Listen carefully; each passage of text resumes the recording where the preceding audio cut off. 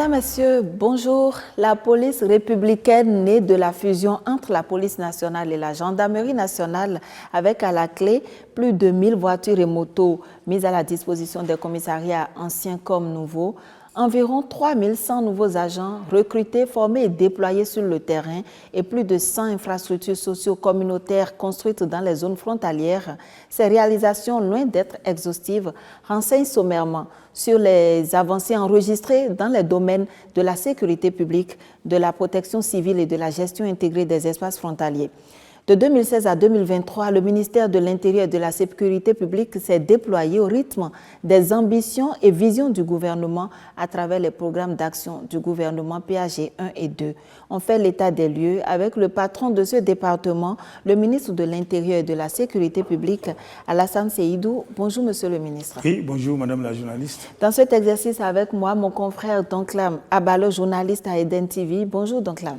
Bonjour Cécile Goudou-Pangon, chers amis téléspectateurs, bonjour. Monsieur le ministre, bonjour. Bonjour, monsieur le journaliste. Nous allons vous soumettre à un exercice de questions-réponses. J'espère que vous êtes prêts à répondre à nos questions. Bien sûr. Alors, monsieur le ministre, vous avez pris les rênes du ministère de l'Intérieur et de la Sécurité publique en 2021. Mais avant vous, déjà en 2017, il y a eu une réforme majeure au sein de la police, notamment la réforme de la police républicaine au Bénin. Est-ce qu'avec vous, on peut revenir globalement sur le sens de cette réforme? Merci, monsieur le journaliste. Effectivement, la police républicaine est l'aboutissement de cette grande réforme qui a consacré la fusion de l'ex-gendarmerie nationale et de l'ex-police nationale. L'objectif de cette réforme, c'est d'avoir une police communautaire, une police de proximité, une police intégrée, une police qui collabore avec la population et qui est effectivement au service de la population. C'est d'avoir une police qui fait la promotion de la coproduction de la sécurité. Donc une police qui est convaincue qu'elle seule ne peut pas réaliser la sécurité. Une police qui doit être convaincue de ce que la population doit contribuer. Que les objectifs ne peuvent pas être atteints sans la complicité de la population. C'est ça la différence avec l'ex-police nationale. Donc il s'agit de changer carrément de paradigme par rapport à la nature de la police et par rapport à son mode d'action. Mais vous savez, monsieur le ministre, que cette réforme est contestée par certains. Qu'est-ce que vous répondez à ceux qui disent que cette réforme elle est mauvaise? J'avoue que ce n'est pas la population qui conteste la réforme. Le plus important pour vous, c'est la Le plus important pour nous, c'est la population. Nous servons la population. Certains agents de l'ex-police nationale contestent la réforme. Et c'est parce que ces agents ne veulent pas sortir de leur zone de confort.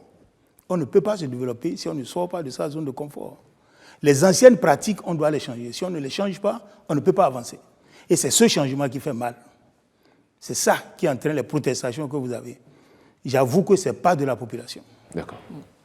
Alors, monsieur le ministre, avez-vous l'impression aujourd'hui que cette alchimie qui a sous-tendu cette réforme de la refonte de l'ex-police nationale, l'ex-gendarmerie nationale, cette alchimie s'est opérée vraiment entre la population et la police républicaine au vu de ces derniers événements quand même qu'on a observés autour de la répression des infractions routières? Oui, il n'y a pas eu de répression par rapport aux infractions routières. Il y a eu de protestations par rapport au port de casque. La police a exigé que les motocyclistes portent des casques et que ceux qui sont remorqués aussi portent des casques. C'est à ce niveau qu'il y a eu de protestations. Et je crois que par rapport à ce qui s'est passé entre la police, la police républicaine, depuis 2017 jusqu'à ce jour, avec la population, ces événements-là peuvent être considérés comme un épiphénomène. Et pourtant, il y a eu des casses, pourtant, il y a eu des gens qui ont été frappés, matraqués. Vous pensez que c'est un épiphénomène, monsieur le ministre? Oui, j'avoue que la responsabilité est partagée. Il y a certainement eu des agents de police qui ont eu des comportements déviants, ça je le reconnais, et vous devez avoir remarqué que ça a cessé automatiquement, parce que nous avons pris les mesures qui s'imposent pour mettre fin à ces comportements-là. Et ceux qui se sont mal comportés ont été sanctionnés. Mais il faut reconnaître aussi que certains de nos compatriotes font preuve d'incivisme. Lorsqu'un policier vous fait des injonctions, mais vous devez respecter. Lorsque vous devez vous arrêter, ce n'est pas en ce moment-là qu'il faut accélérer et bondir sur le policier. Ça, ce n'est pas normal. C'est des comportements aussi inacceptables. Il faut que nous changions aussi nos comportements. C'est en cela que je dis que la responsabilité est partagée. Mais nous sommes conscients qu'il y a une part de responsabilité. Et c'est en cela que nous avons agi pour arrêter. Vous devez avoir constaté que les choses se sont améliorées aussitôt. Mais beaucoup pensent aussi qu'il y a un déficit de formation des agents de la police. Certains sont allés même jusqu'à penser que nos agents sont mal formés, c'est pour ça qu'ils se comportent mal et tout ça. Monsieur le ministre, vous avez des retours pareils, oui ou non? Oui, nous avons des retours, mais ça ne se justifie pas. Parce que le niveau de base pour aller à la police aujourd'hui, c'est le bac. Il faut avoir le baccalauréat. Autrefois, c'était le BPC. Il faut avoir le baccalauréat. Et quand vous avez le baccalauréat, vous suivez 1 an de formation. 3 mois de formation militaire de base, formation commune de base, et puis 9 mois de formation professionnelle. Et après la formation, on ne les met pas sur le terrain seuls. On les met à côté de ceux qui ont de l'expérience pendant un certain temps avant de les envoyer tout seuls. Moi, je crois que ça se passe très bien. Ce n'est pas parce qu'il y a eu quelques comportements déviants qu'il faut tout remettre en cause. Nous allons nous intéresser maintenant, avec votre permission, au domaine d'intervention de votre ministère, le ministère de l'Intérieur et de la Sécurité publique. 2021, je l'ai rappelé au début de cette émission, vous avez pris les rênes de ce département ministériel. Est-ce que vous pouvez nous rappeler brièvement les grands domaines d'intervention de votre département ministériel? Oui, nous avons 3 domaines d'intervention, 3 principaux domaines d'intervention. D'abord, la sécurité publique. Alors, la sécurité publique est assurée par la Direction générale de la police républicaine. Et ça, il s'agit d'assurer la sécurité des personnes et des biens sur toute l'étendue du territoire national. Dans tous les villages, dans tous les quartiers, sur nos routes nationales, sur nos corridors, partout, sur toute l'étendue du territoire national. C'est le rôle de la police républicaine. Le second domaine, c'est la protection civile. En cas de catastrophe, en cas de sinistre, en cas de crise, il faut pouvoir assister les populations. C'est assuré par l'Agence béninoise de la protection civile. Je dois dire au passage que cette agence aussi est le résultat d'une fusion, puisque auparavant, il y avait l'Agence nationale de la protection civile et le groupement national des sapeurs-pompiers. On a mis les 2 structures ensemble pour former l'Agence béninoise de la protection civile. Et le troisième domaine, c'est le domaine de la gestion des frontières. Alors, ce domaine est tenu par l'Agence béninoise de gestion intégrée des espaces frontaliers. Le rôle de cette agence, c'est de promouvoir le développement de ces espaces, c'est de tracer les frontières, de veiller au respect des frontières, c'est de promouvoir aussi la coopération transfrontalière, faire en sorte que les populations qui se trouvent de part et d'autre de la frontière puissent se parler, puissent collaborer pour éviter les affrontements. Donc en somme, il y a 3 grands domaines. Il y a 3 grands domaines d'intervention du ministère de l'Intérieur et de la Sécurité publique. Alors, monsieur le ministre, si vous voulez bien, on va s'intéresser de façon spécifique aux avancées enregistrées dans chacun de ces domaines. Mais avant, je vous propose qu'on suive cet élément témoin. Okay.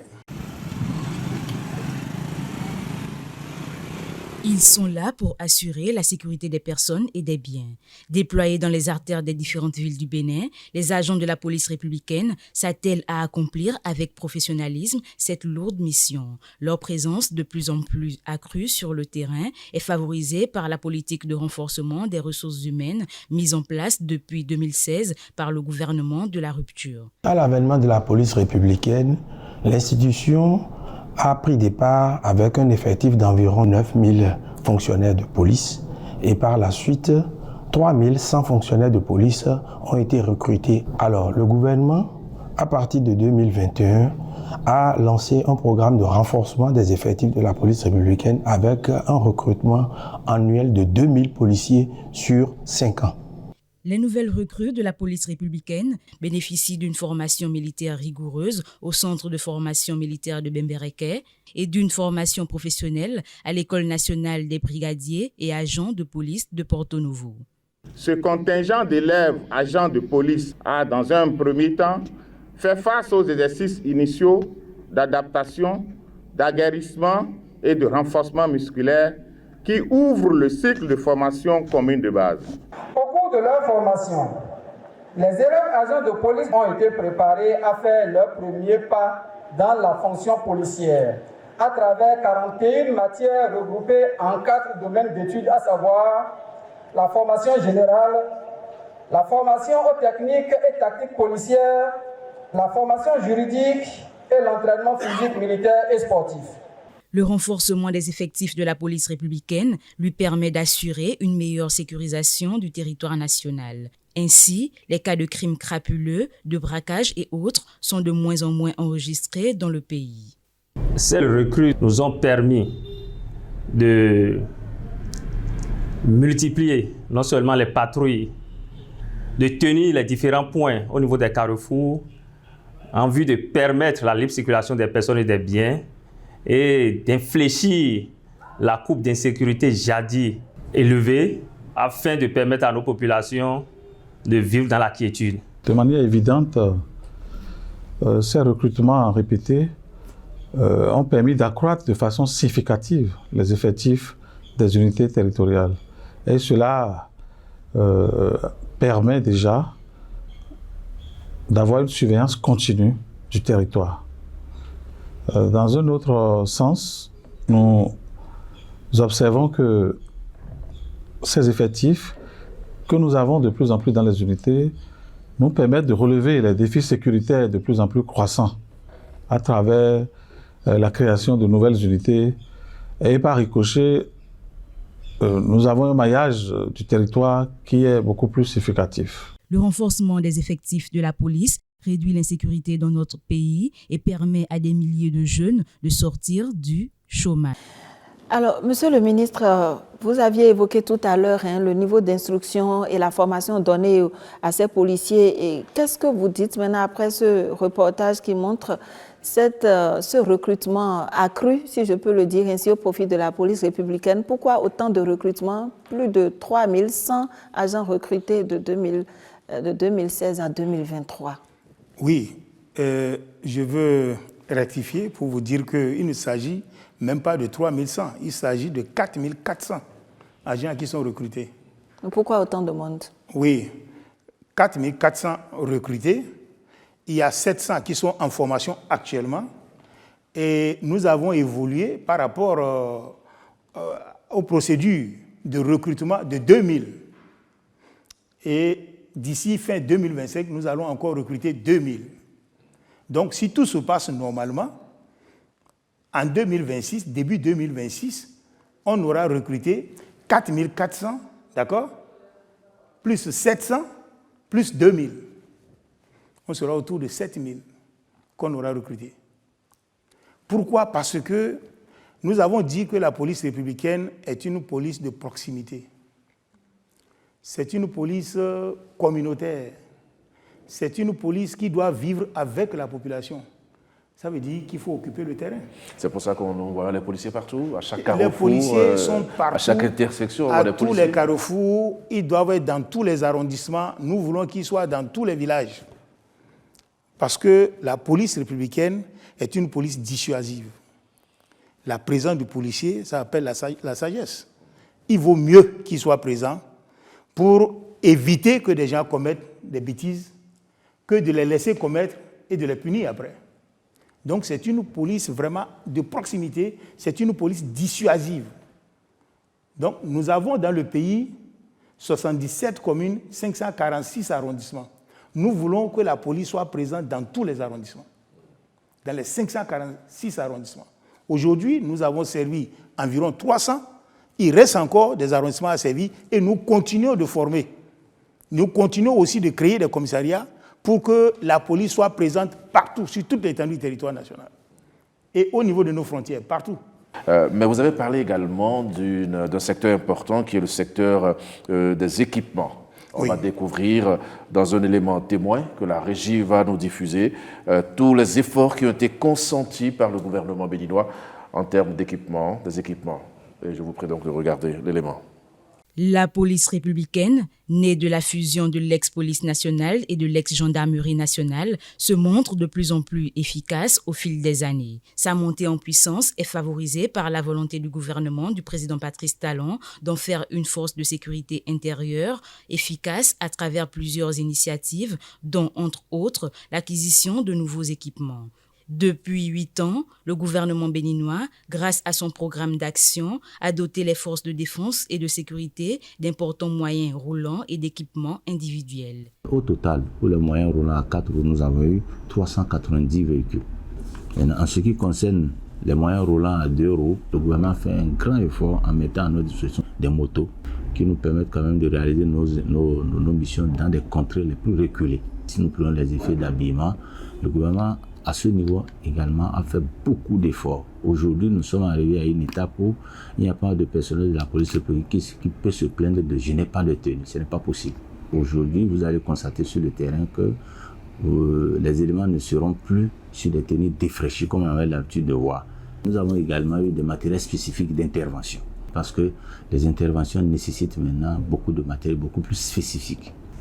On a eu des gilets pare-balles, des casques pare-balles, des jumelles, des porte-menottes, des boucliers, des casques, des jambières. Vous allez constater même avec la gestion des différentes situations sur le terrain, c'est de matériel nouveau que vous allez constater au niveau de nos personnels. Avec ce matériel de pointe, les agents peuvent mieux surveiller les corridors, les frontières, assurer un maillage optimal du territoire et mener des interventions rapides et efficaces au profit des populations. Avec les divers équipements acquis et mis à la disposition des unités territoriales, la mobilité, la communication, et ça nous apporte vraiment beaucoup en termes de résultats sur le terrain. Les citoyens ont besoin d'être assistés en temps réel. Et sans les moyens de mobilité, on ne saurait le faire. Nous avons besoin de communiquer entre nous et avec la population. Des dispositions sont prises pour fournir dans les années à venir à la police républicaine plusieurs autres centaines d'engins à 2 et à 4 roues. Au-delà de ces équipements, des commissariats sont construits et d'autres postes de police prévus pour être ouverts dans plusieurs communes du Bénin. Il y a eu des infrastructures qui ont été réalisées. Nous avons des infrastructures qui sont en cours de réalisation et nous avons également des infrastructures dont nous avons des contrats déjà. Et les travaux vont bientôt démarrer. Déjà, l'État a déjà débloqué les ressources pour ces constructions-là. Nous avons déployé assez de ressources déjà qu'on a reversées au niveau du ministère de cadre de vie. Par exemple, la construction des commissariats frontaliers, c'est surtout à ce niveau où il y a des situations, les situations d'insécurité. Et puis de gros efforts ont été quand même mis à ce niveau-là pour sécuriser nos frontières actuellement. Tout comme la police républicaine, le groupement des sapeurs-pompiers a acquis de 2016 à ce jour plusieurs équipements, dont des pick-up, ambulances et barques motorisées. Et toujours dans l'optique de renforcer les moyens logistiques des soldats du feu, d'autres commandes sont en cours de concrétisation. Vous l'avez compris, chers amis téléspectateurs, nous parlons maintenant du matériel de la police républicaine. Ce reportage en Africa, nous avons également constaté lors du défilé du 1er août qu'il y avait beaucoup de matériel acquis. Monsieur le ministre, on va faire le point du matériel de la police républicaine aujourd'hui de façon globale. Oui. Est-ce que notre police est très équipée aujourd'hui? Oui, des efforts se font chaque jour pour que notre police soit de plus en plus équipée. Je crois que de 2016 à ce jour, par rapport d'abord au commissariat, nous en avons créé 91. 91 commissariats. 91 commissariats. Et nous avons l'ambition d'en créer 150 avant fin 2025. En plus des 91 ou bien? En plus des 91. Parce que je vous ai dit tantôt que notre ambition, c'est de doter tous les chefs-lieux d'arrondissement de commissariats. Et nous étions... Et à ce jour, nous sommes autour de 300 sur 546. Ça veut dire qu'il y a encore 246 qu'il faut pouvoir créer. Alors, il y a la création de commissariats. Maintenant, il y a l'acquisition des moyens roulants. Les moyens roulants à 4 roues, nous en avons acquis 390. Et à 2 roues, 794. Les moyens roulants à 2 roues. Par rapport au matériel, à l'équipement, vous savez, lorsqu'on recrute les agents de police, il faut les former, il faut les équiper et les déployer sur le terrain. Donc, tous les agents qui sont recrutés, je vous ai dit que nous avons déjà recruté 4400 et que 700 sont en formation, vont bientôt sortir, et que nous envisageons d'ici 2025 recruter encore 2000. Tous ces agents-là doivent être bien habillés. Ils l'ont dit, vous avez vu les images, nos policiers maintenant n'ont plus des tenues défraîchies comme par le passé. C'est des tenues neuves, parce que c'est aussi l'image du pays. Vous mettez à contribution la zone économique de Glodjigbe? Bien sûr. Bien sûr. La zone économique de Glodjigbe a commencé par habiller nos agents. Et ça nous fait beaucoup plaisir. C'est une grande avancée pour notre pays, au plan économique. En dehors de cela, lorsque nous allons, par exemple, du côté de la protection civile, et là, il s'agit, en 2016, nous avons trouvé 15 centres de secours, c'est-à-dire les services des sapeurs-pompiers. 15 centres de secours. Sur l'ensemble du territoire national? Sur l'ensemble du territoire national. Nous en avons déjà créé 10 et 5 sont en création aujourd'hui. 5 centres de secours sont en création.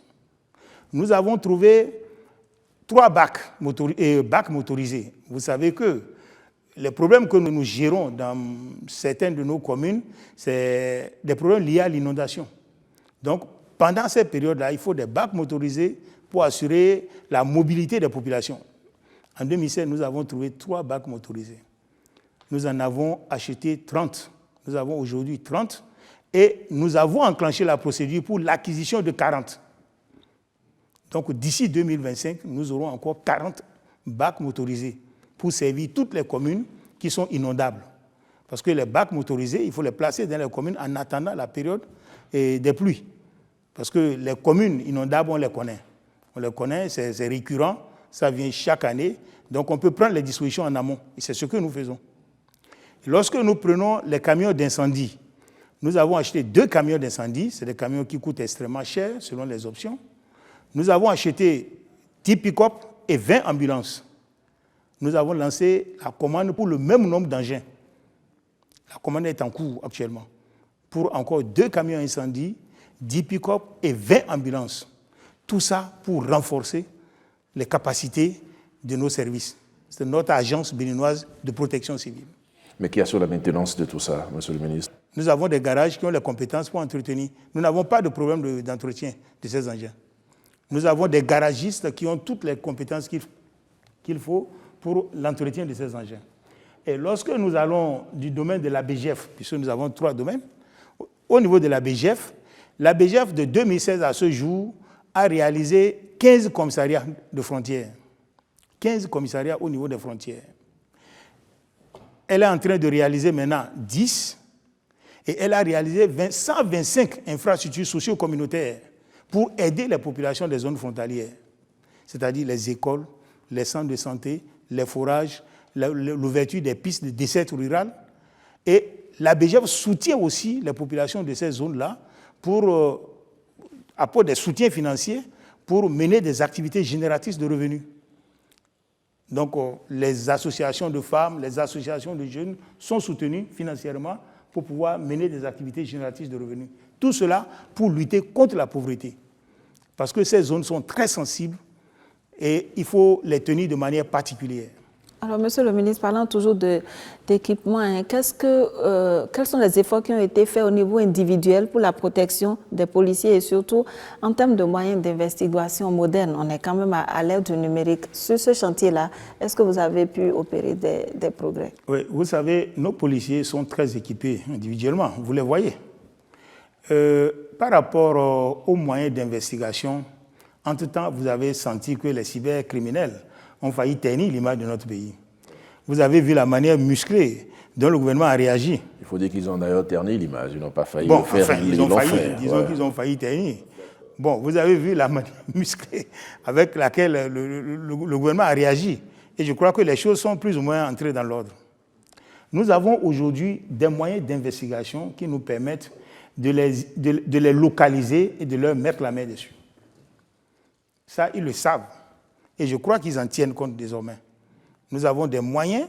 Il est évident que je ne peux pas mettre ces moyens-là sur la table ici. Oui, c'est clair. C'est clair, monsieur le ministre. Vous voulez dire que du point de vue numérique, sur un plateau vous avez acquis des équipements. Et vous le sentez aussi en général. Du point de vue numérique, il y a des avancées dans tout le pays. Ce n'est pas seulement dans le secteur de la sécurité. Alors sur ce segment, justement, pour permettre à la police républicaine d'être plus performante au niveau des enquêtes et de faire face aux nouveaux défis, qu'est-ce que vous faites, Monsieur le ministre? Qu'est-ce que la police républicaine fait? Je vous ai parlé des moyens d'investigation que nous développons.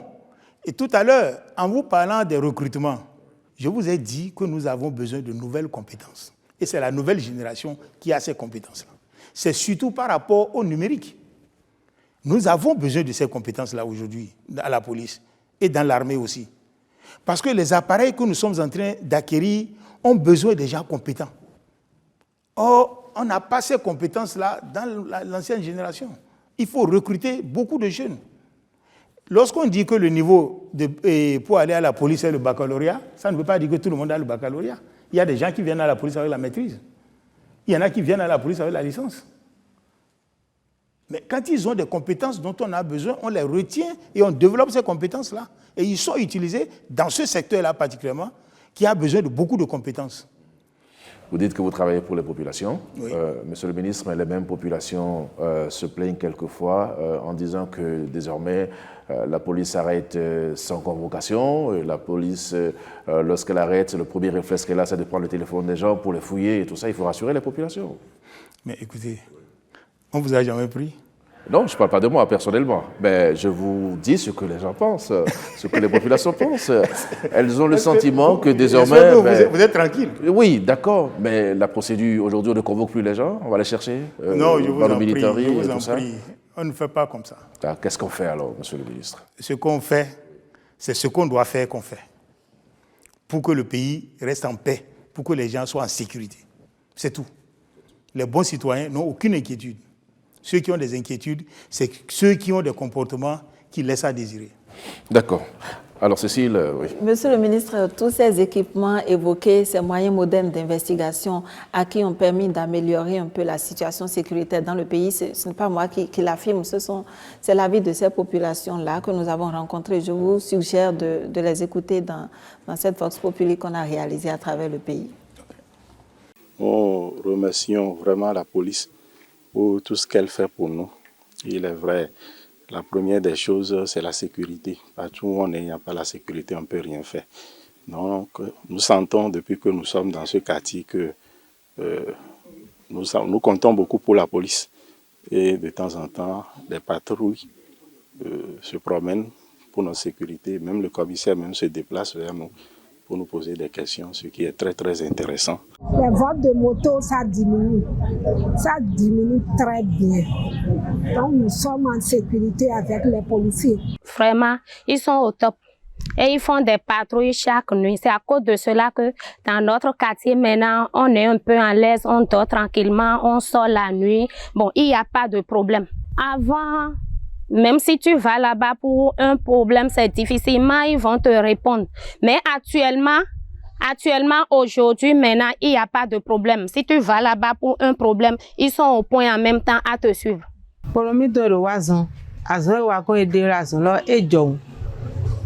Les policiers font un bon travail. Ce travail sauve les citoyens que nous sommes. Parlons du port de casse. Avant, les conducteurs de taxi moto emportaient mais pas les clients. Que Dieu nous en préserve. Mais quand un accident de la route va se produire, le client va tomber et mourir. C'est eu égard à cela que nous estimons que la mesure du port de casque obligatoire, aussi bien pour le conducteur que pour le passager, prise par le président Talon, est une très bonne chose pour la population. Les policiers travaillent bien. Je ne peux pas vous berner. Il n'y a plus de vol de moto dans les coins et recoins comme auparavant. Son Excellence, Monsieur le Président Patrice Talon fait son travail. Nous l'en félicitons et le remercions. Le travail que font les policiers est une bonne chose. Le problème, c'est que nous, les citoyens, avons de mauvaises habitudes. Au début, c'était difficile pour nous. Mais à présent, nous y sommes habitués et l'avons accepté. Alors, Monsieur le ministre, c'était là l'avis des populations sur la situation sécuritaire au Bénin. Mais je voudrais que vous nous dites, au-delà de nos frontières, comment est-ce que le Bénin se positionne par rapport aux autres pays de la sous-région en termes de sécurité? Avant de comparer notre pays aux autres pays, je veux d'abord que nous constations le changement qui est intervenu dans notre pays. Avant l'avènement de la police républicaine, il y a 10 ans dans ce pays, après 20 heures, vous ne pouvez pas quitter Kokoro et aller à Tchaourou sans être escorté. À cause des malfrats, notre pays était devenu la zone de confort de tous les délinquants, de tous les malfrats de la sous-région. Mais aujourd'hui, de jour comme de nuit, vous pouvez quitter Cotonou et aller à Malanville sans être inquiété. À l'intérieur du pays, aucun Béninois ne peut le contester. Malgré les problèmes d'éclairage public que nous avons ça et là, parce qu'il y a beaucoup d'obscurité sur cette voie, monsieur le ministre. Il y a beaucoup d'obscurité, mais il n'y a pas de malfrats. Il n'y a pas de braqueurs. C'est dit qu'un travail a été fait. De jour comme de nuit, le Bénin est le seul pays de la sous-région où vous pouvez quitter du nord au sud, de l'est à l'ouest, à n'importe quelle heure de la journée ou de la nuit, sans être inquiété par les malfrats, par les braqueurs, et sans être aussi victime de rançonnement ou de tracasseries policières. Mais pourquoi vous dites que c'est le seul pays de la sous-région, monsieur le ministre? Oui, mais nous avons l'expérience des autres pays. Je vais vous donner un exemple. Allez-y. Ouais. En 2019, nous avons connu l'effondrement du pont de Malanville. Donc, tous les camions qui arrivent à Bodje-Kari, à 5 km de Malanville, doivent contourner, passer par le Nigeria, pour revenir sur la voie, sur la route nationale inter-État numéro 2, Cotonou-Niamey. Le contournement se fait en une journée. Il y a des camions qui sont restés 3 mois jusqu'à la reconstruction du pont. Juste pour ne pas faire ce contournement? Pour ne pas faire ce contournement-là. Parce que c'est risqué ou... Parce qu'il y a des problèmes de sécurité, il y a des rançonnements de toutes sortes. Je ne veux pas citer le pays. Mais ça, si vous quittez le Bénin, vous allez dans les autres pays, vous devez reconnaître qu'il y a une amélioration nette. Ça, tout le monde doit le reconnaître. C'est factuel. C'est des faits vécus. Maintenant, par rapport à la sous-région, je compare ainsi aux autres pays de la sous-région. En 2019, nous avons reçu le premier prix de l'UMOA par rapport à la sécurisation des corridors. Les corridors, c'est les grands axes routiers qui relient notre pays aux autres pays. Le premier corridor, c'est de Ilakodji à Kraké. Le deuxième, Cotonou-Malanville. Le troisième, Dassa-Porga. Ainsi de suite. Tous les corridors ont été numérotés. Par rapport à la sécurisation et la fluidité des corridors, le Bénin a reçu le premier prix. C'est vous dire que dans la sous-région, quand même, le niveau de sécurité du Bénin est apprécié. Et nous sommes au top niveau. Et la question de... Mais, oui, allez-y. Mais... ce qui est là, c'est perfectible. Nous continuons de travailler. Nous ne voulons pas dormir sur nos lauriers. J'allais revenir sur la question de la libre circulation des personnes et des biens, la question des postes de police, de contrôle intempestif, tout ça. Vous le sentiez comme par le passé? Est-ce que vous le sentez maintenant? C'est à vous de nous dire. Mais je vous dis... Mais oui, donc convainquez-nous que ça n'existe plus. Donc, mais vous êtes dans le pays. Oui, d'accord, mais c'est nous qui vous posons les questions. C'est à vous de me dire si ça se passe bien ou pas. C'est à vous de nous dire que ça se passe très bien. Non, ça se passe très bien. Mais voilà. Parce que c'est interdit. Nous avons retiré nos agents. Et les transporteurs savent ce qui se passe. Et ils savent ce qu'ils gagnent par rapport à ce changement-là. Parce qu'avant, lorsqu'un transporteur de bétail charge à Malanville, à chaque poste 10 000. Avant d'arriver à Cotonou, il dépense au moins 120 000 à distribuer aux policiers, aux différents postes. Aujourd'hui, il arrive à Cotonou avec ses 120 000. Il ne paye pas un sou parce qu'il ne rencontre aucun policier sur la route. Il n'est pas contrôlé donc? Il n'est pas contrôlé parce que nous avons d'autres moyens de contrôle. Les pièces, aujourd'hui, on a un moyen pour vous faire avoir toutes les pièces. Vous savez bien. Pour nous suivre, vous voulez dire? Oui, bien sûr.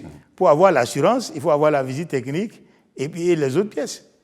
Or, on ne peut pas rouler sans assurance. Donc ça vous oblige à avoir toutes les pièces. Donc le contrôle sur la route, le rançonnement, les tracasseries policières, on a pu mettre fin à ça. Mais il arrive aux populations de voir quelques policiers la nuit dans un coin, dans l'obscurité avec leur moto, s'arrêter et puis prendre de l'argent chez les gens. Ça continue, monsieur le ministre. Ça, c'est des cas exceptionnels. L'exception confirme. Oui. Ça, si vous constatez ça, vous dénoncez. si vous dénoncez, nous allons prendre nos responsabilités. Pourquoi il va à l'obscurité dans un coin? C'est parce que ce n'est pas autorisé par la hiérarchie. Sinon, pourquoi avant il prenait ça devant tout le monde? Et de manière très arrogante. Mais aujourd'hui, non. Mais quelques brebis galeuses, il peut en avoir. Mais si le citoyen constate ça, il dénonce. Et nous allons prendre nos responsabilités. D'accord. On ne va pas parler de la sous-région sans parler de la question du terrorisme, Monsieur le ministre. Oui. Cette question est très récurrente aujourd'hui. Les terroristes agissent ça et là. Est-ce que la police républicaine intervient dans la lutte contre le terrorisme? Bien sûr, nous intervenons ensemble avec le ministère de la Défense. Et par rapport à la protection des frontières, le ministère de la Défense est en première ligne. Mais nous travaillons ensemble. Et par rapport au terrorisme, nous sommes en train de gérer cette situation depuis 3 ans. Mais à ce jour, il n'existe pas un seul hameau, un seul village au Bénin occupé par les terroristes. Pourtant, nous sommes entourés par 3 pays qui sont menacés par le terrorisme. Mais à ce jour, aucun hameau, aucun village béninois n'est occupé par les terroristes. Nous enregistrons des incursions. Et chaque fois qu'ils font les incursions, nos forces de défense et de sécurité réagissent. Et ils sont obligés de se replier. C'est cela que nous gérons. Mais nous travaillons parce qu'on ne sait pas ce que ça va devenir. Parce que ça dépend de l'évolution dans les autres pays aussi. L'idéal serait qu'il y ait une bonne collaboration entre tous les pays. Est-ce que ça existe, cette collaboration? Bon, ça avait commencé, ça fonctionnait plus ou moins. Bon, avec l'avènement de l'AES, les choses se sont compliquées un peu. Nous avons l'espoir qu'avec le temps, ça va s'améliorer. Une coopération nous permettrait de les prendre de manière croisée, d'agir de manière croisée. Mais si lorsqu'ils font des incursions, nous les refoulons, ils vont, après ils reviennent, c'est un jeu de ping-pong. C'est un ballon de ping-pong, ça pose problème. Bon, nous pensons, mais de toutes les façons, ce qui nous préoccupe, nous, c'est de constituer un véritable rempart au niveau de nos frontières et de protéger notre pays. En attendant que la situation dans la sous-région s'améliore pour des actions conjointes. Mais pour l'instant, nous devons constituer un rempart autour de nos frontières. Et c'est ça.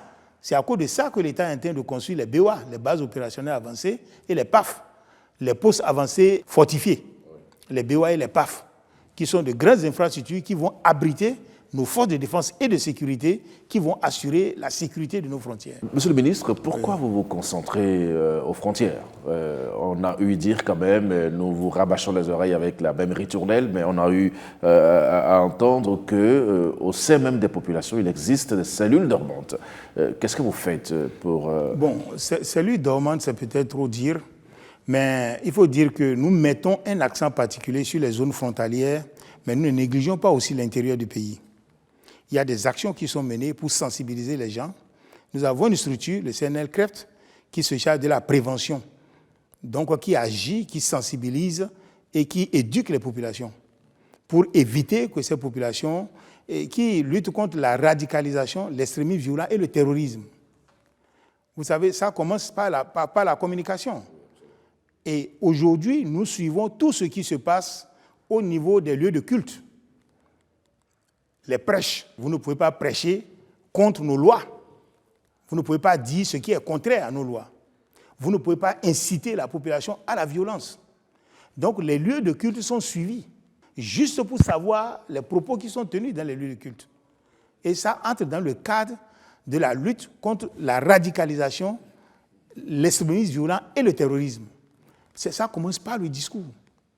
Donc ces genres de discours, nous refusons. Lorsque vous insistez, on vous interpelle. D'accord. Alors, Monsieur le ministre de l'Intérieur et de la Sécurité publique, lorsqu'on vous écoute, on a le sentiment que tout est rose, tout est bien dans le meilleur des mondes, mais vous savez très bien que ce n'est pas possible qu'il en soit ainsi. D'accord? À partir de ce moment-là, quels sont les défis qui restent à relever par votre ministère? Oui, les choses s'améliorent tous les jours, mais tout n'est pas rose. C'est clair. Tout n'est pas rose. Il y a beaucoup de choses à faire, ça nous en sommes conscients, et nous travaillons à cela d'ailleurs. Nous travaillons à cela. Le défi aujourd'hui, c'est de renforcer les acquis. C'est de renforcer les acquis et c'est de poursuivre les actions que nous menons, c'est-à-dire les infrastructures par exemple, parce que le terrorisme aussi est favorisé par l'enclavement. Et si vous faites attention, le gouvernement, au cours de ce second quinquennat, a mis un accent particulier sur les infrastructures. Et l'objectif du gouvernement, c'est de faire en sorte que tous les chefs-lieux de communes soient reliés par des voies bitumées. C'est ça parfois qui donne le sentiment d'abandon aux populations. Donc ce défi-là, nous devons le relever.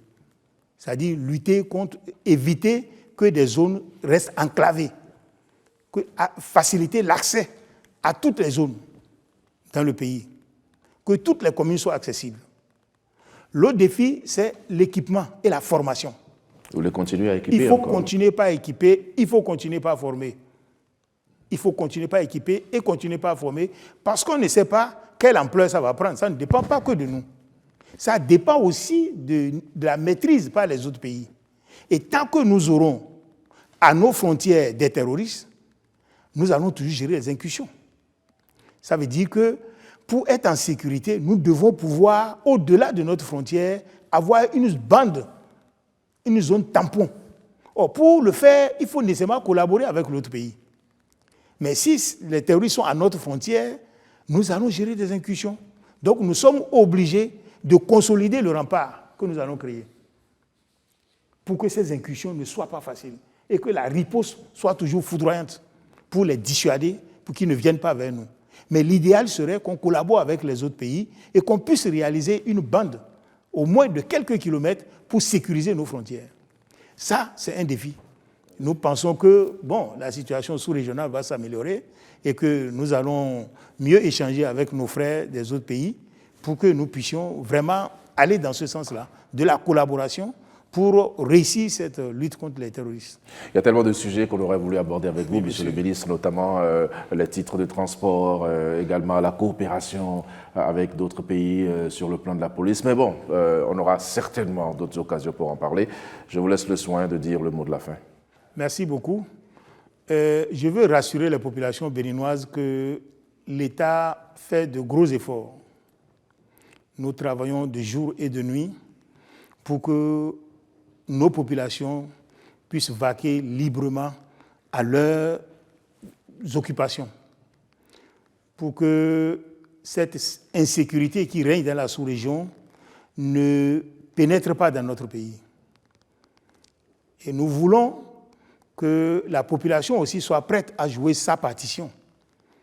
Nous vous avons dit que nous sommes dans une logique de coproduction de la sécurité. La sécurité, c'est l'affaire de tous. Ce n'est pas l'affaire de la police seule. C'est l'affaire de tous. Tout le monde doit savoir que vivre en paix a un prix. Et chacun doit faire l'effort. C'est le message que j'ai pour la population. Et je demande à nos populations de soutenir la police, de collaborer avec la police, de ne pas faire preuve de rétention d'informations. La police en a besoin. Nous en avons besoin pour être efficaces, pour protéger notre pays, pour protéger nos concitoyens. Merci, monsieur. Merci, Cécile Goudouk-Mangron. Merci à vous, chers amis téléspectateurs. C'était une émission entière, intégrale, avec monsieur le ministre de l'Intérieur et de la Sécurité publique. On peut considérer cela comme une reddition de comptes, un bilan de vos actions à la tête de ce ministère depuis que vous avez été nommé en 2021. Merci à chacun et à tous. On vous retrouve très bientôt, toujours sur la chaîne nationale, pour d'autres rendez-vous avec les membres du gouvernement. Merci beaucoup. Merci.